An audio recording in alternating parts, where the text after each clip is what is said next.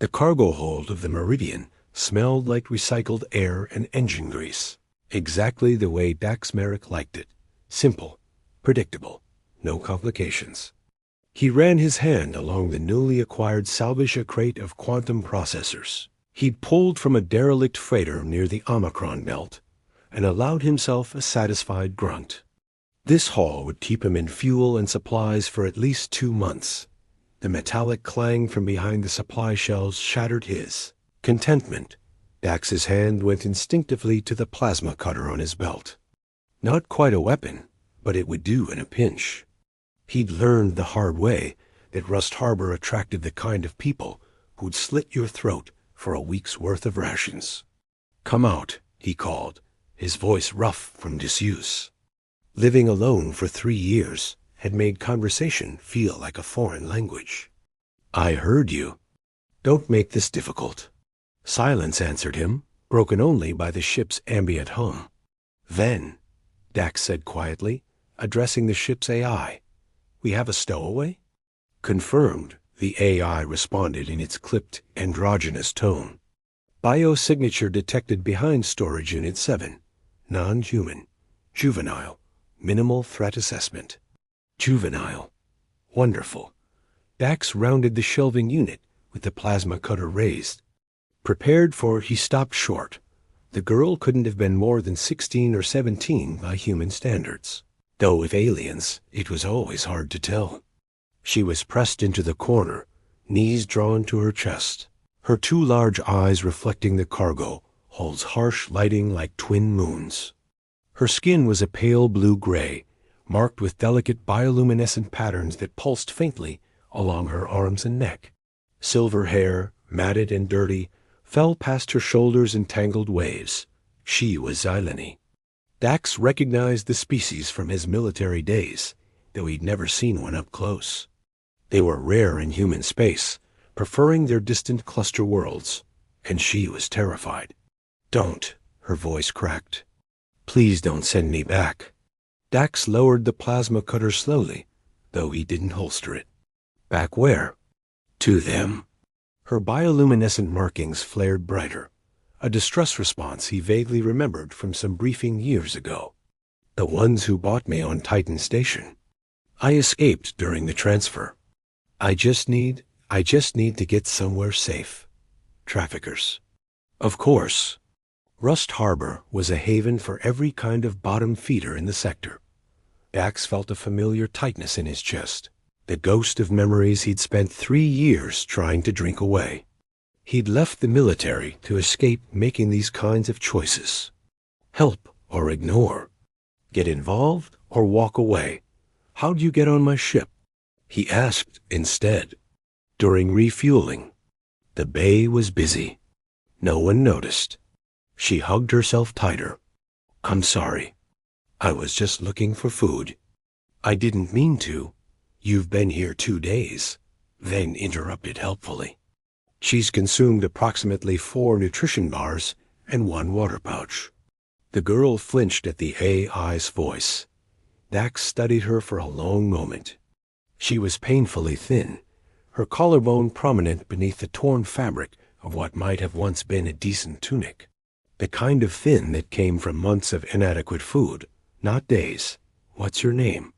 He heard himself ask. "Nira." She whispered it, like she wasn't sure she was allowed to claim it. "Right, Nira."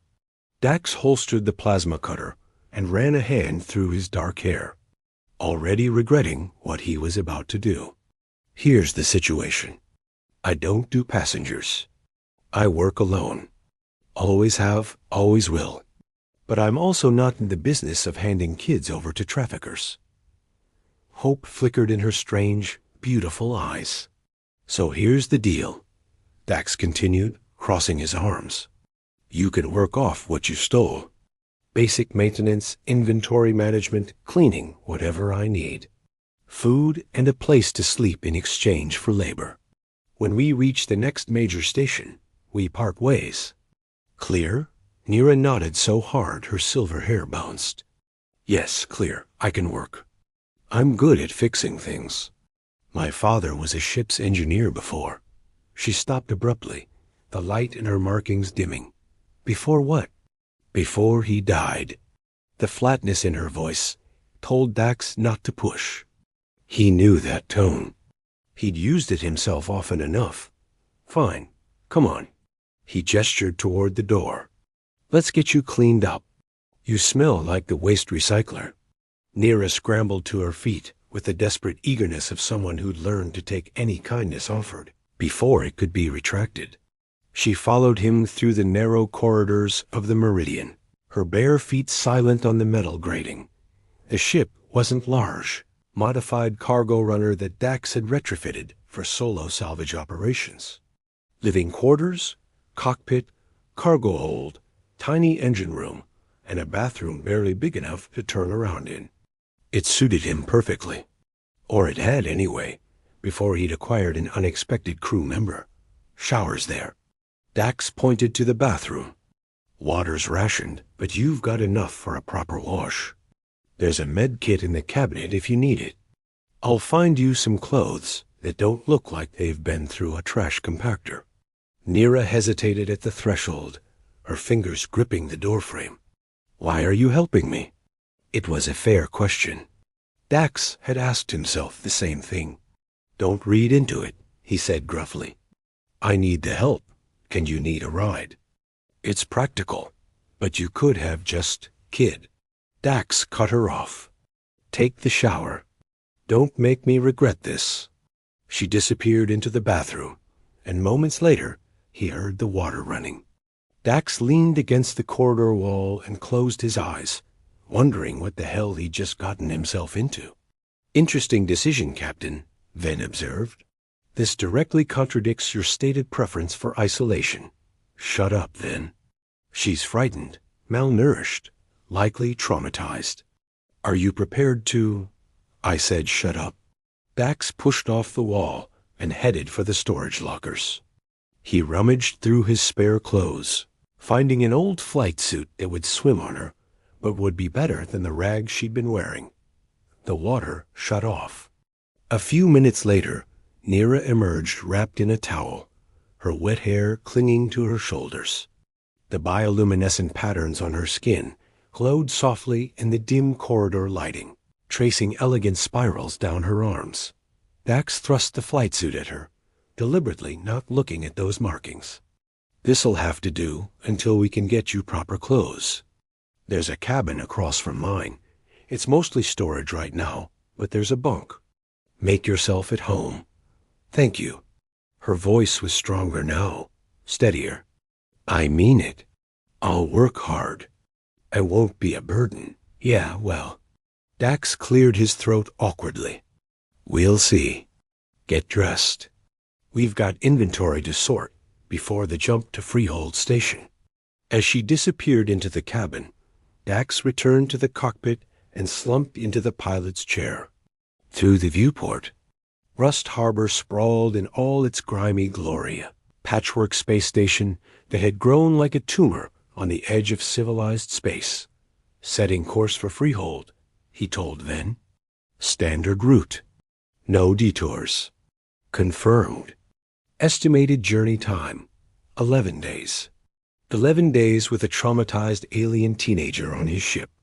11 days of not being alone with his thoughts and his.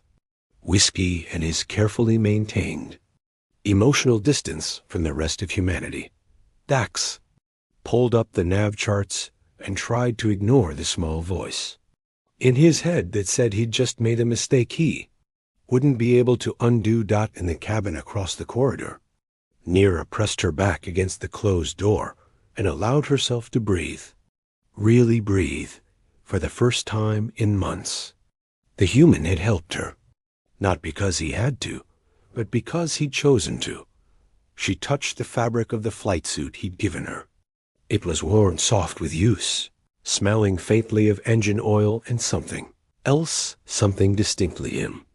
Neera's markings pulsed with an emotion she didn't want to name yet. Something warm and fragile and dangerous. She would work hard. She would prove her worth. And maybe, just maybe, she could convince him to let her stay longer than one station stop. because for the first time since her father's death, she didn't feel quite so alone. 3 years had reshaped everything about the Meridian and its inhabitants.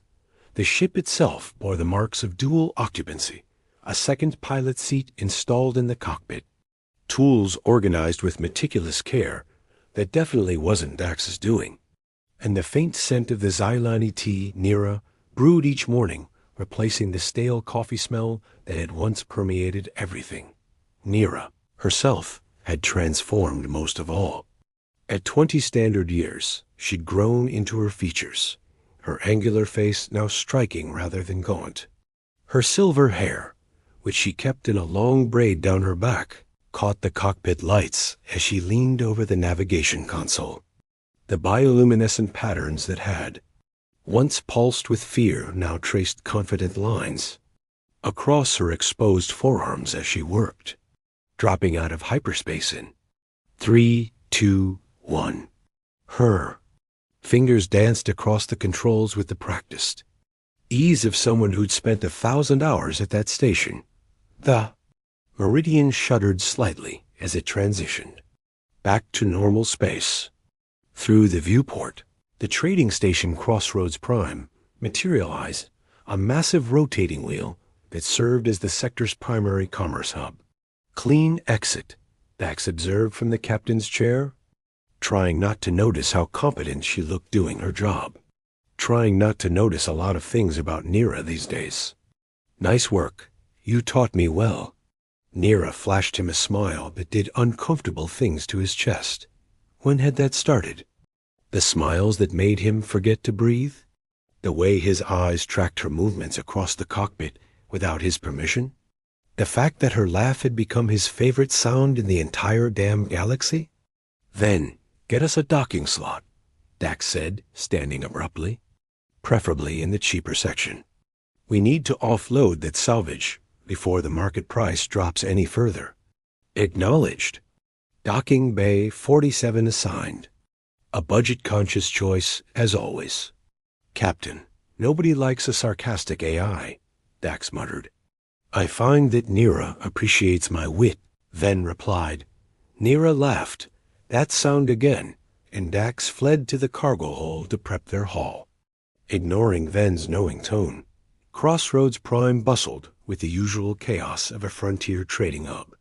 Dax and Nira made their way through the market district, their salvage loaded onto a hover cart between them. The crowd was a typical mix: human traders, Cathari with their crystalline skin, hulking Bronthan dock workers, and a dozen other species Dax couldn't immediately identify. Nira drew looks wherever she went. Xylani were still rare in human space, and her bioluminescent markings made her striking even in this diverse crowd. Dax had grown used to the stares over the years, though the protective instinct they triggered had never quite faded. Dax! My friend! A voice boomed across the marketplace. Dax suppressed a groan as Joss Tamron emerged from a nearby stall. The merchant was human, in his late 30s, with the kind of easy charm and perfect smile that made Dax instantly distrust him. They'd done business before. Joss paid fair prices and didn't ask too many questions, which made him valuable if annoying. Tamron. Dax nodded curtly. Got some quantum processors if you're buying. Always interested in quality salvage. Joss's attention shifted to Nira, his smile widening. And who is this vision? Don't tell me you've been hiding a partner all this time, Merrick. Co-pilot, Dax said shortly. Nira, this is Joss Tamron. He runs the tech exchange. Charmed. Joss took Nira's hand, his thumb brushing over her knuckles in what Dax immediately recognized as a completely unnecessary gesture. I've never seen markings quite so luminous. Xylani, yes? You're far from home. Nira's patterns brightened slightly pleasure or embarrassment. Dax had learned to read both. I've been traveling with Dax for 3 years now. He's teaching me salvage work. How fortunate for him. Joss still hadn't released her hand. And how unfortunate for the rest of us that he found you first. Tell me, Do you ever get shore leave? Crossroads has some excellent restaurants. I know a Xylene fusion place that would... She's busy, Dax interrupted, more harshly than he'd intended. We're only in port for resupply. The processors? Joss finally released Neera's hand, his knowing gaze shifting between them with obvious amusement. Of course. Business first. Let's see what you've brought me. The transaction was straightforward. Joss examined the salvage, named a fair price, and transferred the credits. But throughout the entire exchange, he kept finding excuses to talk to Neera, asking about her experiences in space, complimenting her technical knowledge, making her laugh with exaggerated stories about disastrous salvage runs. Dax found himself clenching his jaw so hard it ached. You know, Joss said as they concluded their business, I'm hosting a gathering tonight at the Stellar Lounge. Nothing fancy, just traders and salvagers swapping stories. You should both come. Especially you, Neera. I'd love to hear more about Xylene navigation techniques. That sounds wonderful, Neera said, her markings pulsing with genuine interest. We have an early departure scheduled, Dax cut in. Thanks anyway. Neera's brow furrowed. We do? You didn't mention. Just remembered. New job lead. Dax gripped the hover cart handle. We should get back to the ship. He didn't wait for her response, pushing the cart toward the docks with Neera, hurrying to keep pace. He could feel her confusion radiating off her, but he couldn't seem to slow down. The image of Joss holding her hand, making her laugh, looking at her the way Dax had been trying not to look at her for months. Dax, what's wrong? Neera caught his arm, forcing him to stop in a quieter side corridor. There's no new job. What's going on? Nothing.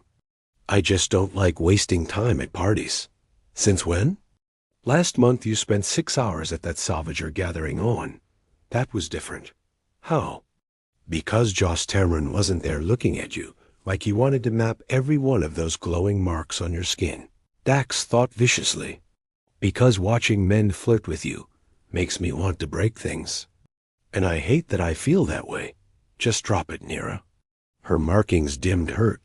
That meant hurt and guilt immediately twisted in Dax's stomach. Fine. Her voice was quiet. I'll take the supplies back to the ship.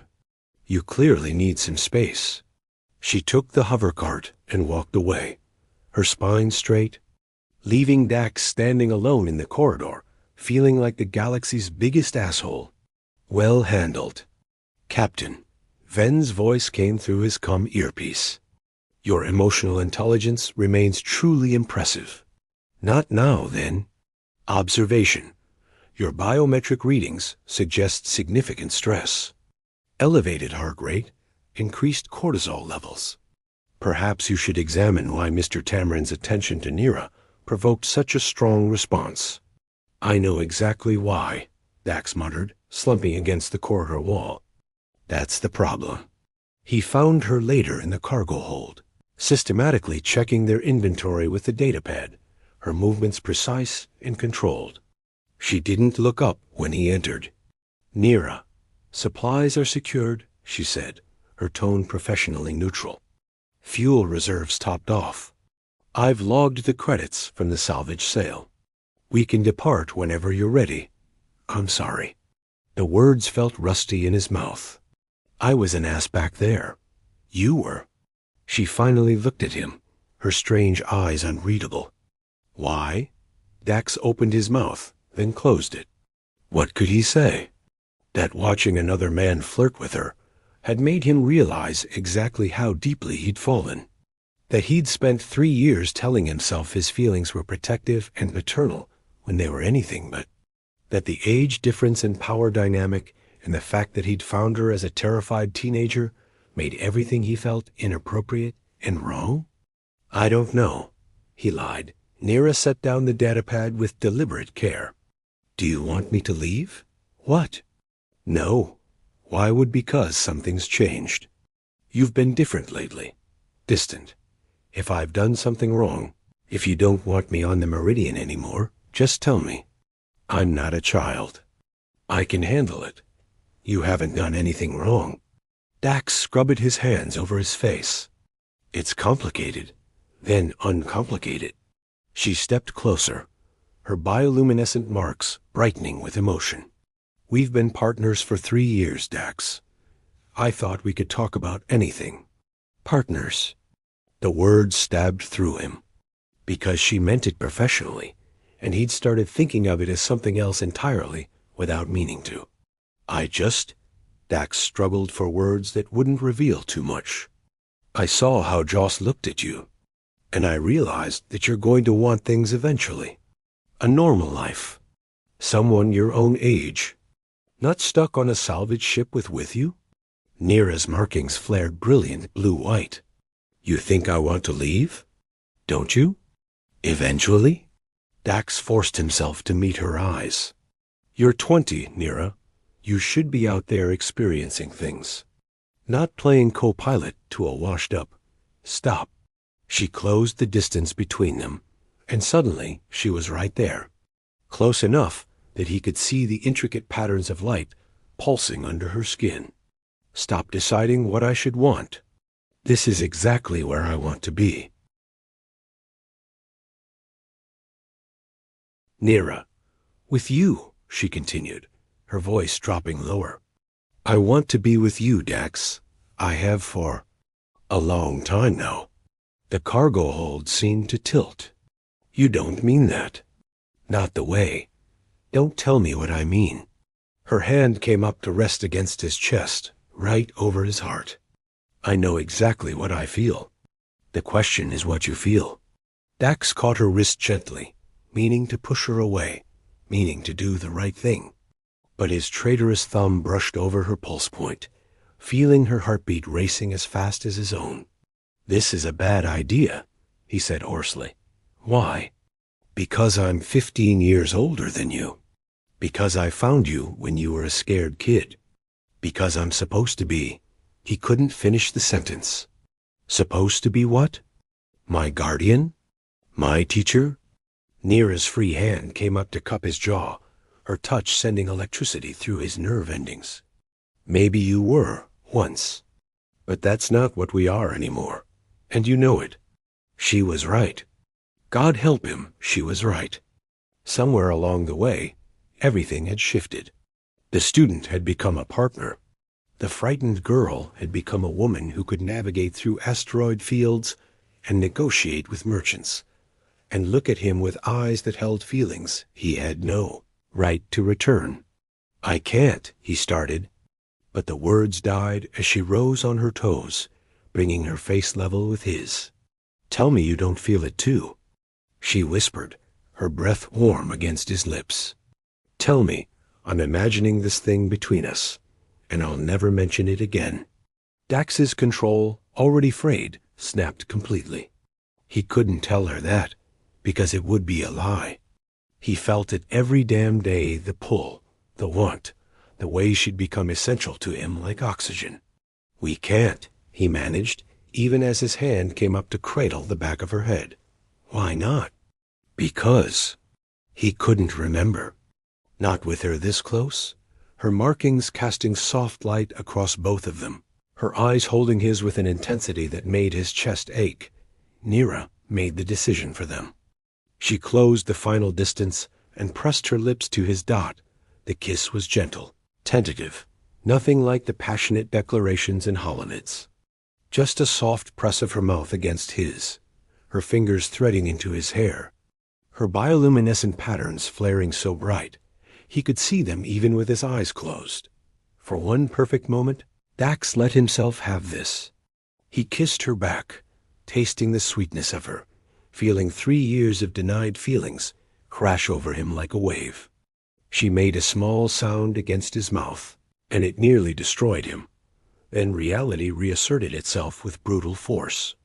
Dax broke away, stepping back so fast he nearly tripped over a cargo container. No, we can't. This is the hurt that flashed across Nira's face was like a physical blow. I'm sorry, he said quickly. Nira, I'm so sorry. But this isn't right. You deserve better than don't. Her voice was sharp, her markings dimming to almost nothing. Don't you dare make this about what I deserve. I just told you what I want. You're not thinking clearly. Stop treating me like a child. The anger in her voice made him flinch. I'm an adult, Dax. I know my own mind. If you don't feel the same way, fine. But don't insult me by pretending this is for my benefit. I'm trying to protect you. From what? Happiness? Nira's laugh was bitter. You kissed me back. Don't pretend you didn't. Dax had no answer for that, because she was right. He had kissed her back, and even now, watching her markings dim with hurt and anger, part of him wanted to pull her close again. I need some air, Nira said finally, her voice breaking slightly. Don't follow me. She left, and Dax stood alone in the cargo hold, the ghost of her kiss still burning on his lips. For what it's worth. Then said quietly, in all my years of observing human behavior, that was perhaps the most catastrophically mishandled romantic moment I've witnessed. Shut up. Then, Dax whispered, but there was no heat in it.